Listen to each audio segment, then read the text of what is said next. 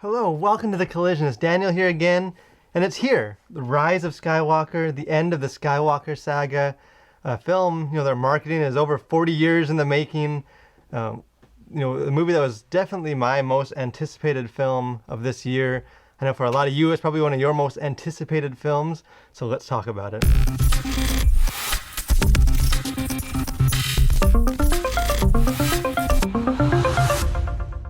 So Star Wars, if you've been following this channel, watching our Mandalorian reviews, some of the other content, I'm a huge Star Wars fan. Like most people my age, these films kind of transcend just movies for me. As a young boy, these were the first non-cartoon movies I ever saw. My dad kind of decided that boys will become men. He sat me and my brother down, introduced us, and it was just kind of blown away. I was immediately hooked by the series. And ever since the original trilogy, at least, this is kind of this bring up wonder and just excitement. They hold a special place in my childhood. As a father now myself, I've introduced these movies to my own kids. And kind of have that bond with them through these films. So I think for a lot of people like me, these films are they're more than just movies. They're kind of a part of our pop culture. They're part of our upbringing. Kind of a part of this legacy that from fathers to son and mothers and daughters, and so it makes them kind of difficult films in some ways to talk about, or to talk about kind of objectively as a film, because it goes so deep. So I think for this, I'm not going to necessarily try and pretend to be super objective with it. I'm coming at this as just someone that I love these films. I haven't enjoyed all the movies. I was really let down by The Last Jedi, like I think a lot of people were. The dark days of the prequels, they can be difficult to talk about. And actually this film, kind of marked as the end of this big saga, the end of these characters that I fell in love with as a kid. I'll be honest, I left the theater feeling, much like a Darth Vader talking to Luke. There's much conflict in me. I just wasn't sure how I felt with this film. I didn't necessarily hate it. I wasn't, but I didn't feel like I loved it. I sort of felt kind of meh. I felt kind of let down by it. Trying to process this. It was a lot to take in. So actually, I went back to see it again a second time before I did this review, just to kind of gather my thoughts a bit more, and ended up enjoying it a lot more the second time. And I think kind of maybe my main takeaway for this film is kind of the best metaphor I can draw for it is, it's like Empire Strikes Back, where Luke's going into the dark cave and he's talking to Yoda. And I'm saying, what's in there? And Yoda responds, only what you bring with you. And I think for a lot of people, kind of your enjoyment of this film is going to hinge upon kind of what you go into the theater expecting, what you're looking for in a film. I think most of us are going to we're going to get out of this film what we go in expecting to get.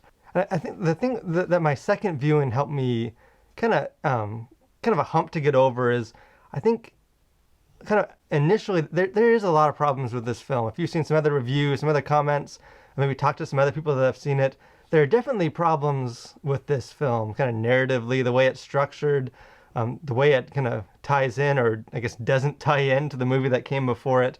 There are definitely some issues on the surface of this movie, but kind of seeing it, and again, the first time I saw this movie, I got kind of bogged down in some of this, things that didn't necessarily make sense narratively, some of the places the story was going, just kind of I wasn't really sure how to take it all in. But going back to watch it a second time in the theater kind of helped me just kind of take a step back and kind of see the forest and kind of not focus on the trees. And when I did that, I think there's a lot of really good stuff in this film, and a lot of some kind of themes and some some emotional beats and stuff that I think was really missing in the last movie, and really kind of brings things back, kind of, ending this Skywalker saga by kind of returning to kind of the core of kind of what Star Wars is all about. It doesn't, the seeing an X-Wing and seeing a lightsaber, some of the stuff isn't as fresh as it was when, I was 9 years old, seeing it for the first time. Even some of the nostalgia that we kind of, I know I felt, and you guys probably felt, seeing Force Awakens for the first time and kind of re-entering this galaxy. Some of the kind of the glimmer of that has worn off at this point, where it's just not as new anymore. But I think just sort of the core of what this kind of the message of this film ends in a really powerful and I think really fitting way to end kind of the Skywalker saga. So let's kind of break it down. Maybe I'll get into the negative stuff first, so that we can kind of end on a positive note. Kind of narratively, there's a lot going on in this movie. Too much going on. This is a 2.5 hour or so movie, but it feels like this is about a movie and a half stuffed into one movie. And you can really sense like J.J. Abrams directed this. He directed episode 7. Rian Johnson directed 8. In episode 8, he kind of went a totally different way from where J.J. kind of set things up. And this movie pretty much disregards everything that happened in the last movie.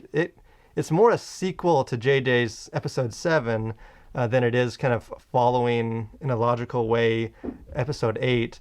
And because of that, J.J. is kind of forced to reintroduce a lot of stuff, to kind of get things going, establish characters, reestablish kind of the lay of the land.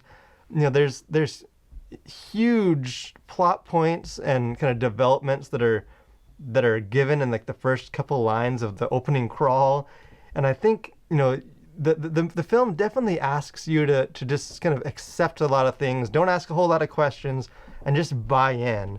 And I think kind of your enjoyment of the film is going to hinge a lot on whether you go with that and you just, okay, this, I guess this is what's happening. It's no secret, the Emperor is back in this. That's established pretty early on, without a whole lot of explanation of how or why. You just got to kind of accept, okay, he's back, he's the bad guy. I would say about the first third of this movie, the characters are jumping around. The plot is very plotty. There's so much information. Characters kind of having to explain, well, we need this thing to find this thing, but we can't find this thing without this person, but we can't understand this person unless we have this person, but we got to take this person to, and it, even after seeing it a second time, there's stuff that I still can't really follow why they needed this or where they were going. So with a film that's already trying to kind of reintroduce so much new stuff and has so much kind of exposition to give you, to spend so much of the film on kind of this quest that feels a little convoluted, a little busy, and a lot of the scenes on this quest and kind of what they're, this kind of scavenger hunt for these items that they need. There's some exciting action set pieces with it. It's not like the scenes themselves are necessarily boring or bad. And the group dynamic of having the kind of all the main characters. Last movie they were all separated, kind of on their own journeys. This one they're all together and get to kind of play off each other, which kind of brings some of that what was lost kind of from the originals with kind of the OG trio of Han and Luke and Leia and kind of their interactions. So it's not necessarily like it's not enjoyable to watch. It's just there's so much. There's new planets, new plot information. They introduced several new characters to an already pretty stuffed kind of cast. There's a new droid. Some older characters like Rose from the last one is barely more than kind of a cameo. It's hard to fit so much story into this film. And kind of on an emotional level, I had some difficulties with they kind of reintroduce this new threat. The Emperor, is back somehow and bringing with him this kind of Sith fleet, and it takes a lot to get it as invested in this final showdown. The original movies, there's kind of 3 movies leading up to the final battle with the Empire to take down Darth Vader. This one, you're kind of introduced with the big baddie and stuff at the start of the movie. So by the time it gets to the end, you're just not quite as emotionally invested in sort of this epic takedown of, the evil people and the new villain. So there's definitely a lot to that, and I think, and some of the details in it, there's a lot of leaps of logic and things that are very convenient. Characters just kind of show up without any explanation of why they're there, what they're doing, and I think if you get caught up in just that, this film, I can see why some critics and some people, kind of some friends of mine, just feel like this is too much. The movie, the script's just a mess. There's so much going on. So I think that's a valid critique of this movie. But I think if you can get past that, if you can get past, wait a minute, why did this have to happen? Or why is this person there? How did this person come back? If you can just sort of accept that, there's a lot of really kind of powerful and just cool kind of scenes and moments in this movie that I think really are kind of a satisfying ending to this kind of this new trilogy. Some of the positives, I think, the characters of Rey and Kylo have kind of been the heart of this whole new trilogy. Last movie, The Last Jedi, I just didn't work for me for a lot of reasons. I just don't enjoy that movie. But their dynamic is great in that film, and it kind of carries, a film that otherwise I think just has a lot of serious issues with it. And again, that carries over into this one. Their relationship and kind of what they do with their characters is just really interesting. And Kylo, in particular, sort of his character arc, in some ways it's not surprising, but in other ways they do some pretty kind of unexpected things with it. And I found his character, whenever Kylo is on screen, and again, all credit to Adam Driver for the way, kind of the emotions that he can convey, even when he's wearing his helmet, which he does a lot more than he did in the last movie. Those two characters really drive this movie forward, and their relationship to each other, and then kind of their own individual journeys is sort of the heart, kind of the emotional heart of this film. And again, there is also kind of this film is, in a lot of ways, this is a celebration of Star Wars. There's nostalgia. Lando's back. He's as smooth and cool as he ever was. He kind of just shows up, but he's this sort of a delight to watch again. To see him on screen again is great. There's some other cameos and things that I won't ruin if you haven't seen the movie yet. It's just fun to see it, and I think JJ, he kind of gets that. This is kind of ending the saga, and it's just kind of celebrating. I didn't find overly fan servicey. They're not stuffing things in the movie just for the sake of checking boxes, but I think it is kind of leaning into the elements that kind of made people fall in love with Star Wars in the first place. Maybe some of the kind of the positive with sort of the themes of this film, because there's a lot of really interesting stuff, and it's hard to kind of get into kind of how they show these themes without spoiling some of the surprises or some of the plot details, and there's some good ones that I don't want to. I think it's worth going in knowing as little as you can about it. The Force really kind of makes a comeback in this film. I thought the last movie, Star Wars has always been kind of this balance between a science fiction and a fantasy. It's in space, and there's a few kind of science fiction elements, but for me at least, the core has always been that it's a space fantasy. There's knights. There's black knights, in armor. There's wizards. There's princesses. There's magic with the Force, and it's always been kind of that kind of almost Tolkien-esque fantasy of Star Wars. And this film kind of goes back and returns to the roots of that a bit. And there's a lot more kind of mysticism, and I don't mean that in like a in a pagan kind of problematic way, but just kind of dealing with the Force and kind of dealing with the light side and the dark side. The last film, The Last Jedi, it tried to kind of do away with a bit of that, where it's, there isn't really a light side or a dark side. It's the Jedi are flawed, the bad guys aren't as bad as they maybe think they are, and there's kind of a middle area. The Jedi had failed, and it wanted to explore some kind of bigger concepts with that, which for me just didn't work. I know for a lot of people it did work, but this film kind of returns back to the core of, no, there is kind of a light side and a dark side. This sort of that classic storytelling trope of, the kind of the optimism that, the light side, even when all seems lost, in the end, the light side will prevail. And I think the Rise of Skywalker really emphasizes this theme again. It kind of makes me realize how much we've missed that in the kind of the newer sequel trilogy. Kind of another theme that goes kind of all throughout this film is sort of redemption and restoration. Again, the last Jedi, it seemed to kind of one of its kind of themes was that kind of the younger generation is kind of emerging, and they have to kind of clean up the mess left behind by the older generation. Some of the falls and the faults of our heroes. Luke was flawed. Han Solo and Princess Leia were kind of flawed characters. They didn't stick together. Their son turned evil.